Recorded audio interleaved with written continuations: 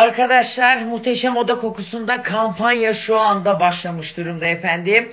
İkili alımlarda da setlerde de güzel indirimler var. Ve Esra'nın paketlerinin içerisine altın koyuyormuş. Evet, biz niye gitmiyoruz?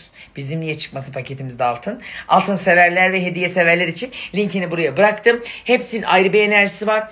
Mor olan biliyorsunuz ki para için dedik. Turuncu olan enerji, kırmızı olan da love. Çiftler arasında özellikle yatak odasına koyduğunuzda böyle sinirleri yatıştıran bir enerji yayıyormuş efendim. Fitillerini arada böyle çevirip takmanız yeterli. İkili alımlarda indirim var. Paketlerde de altın varmış.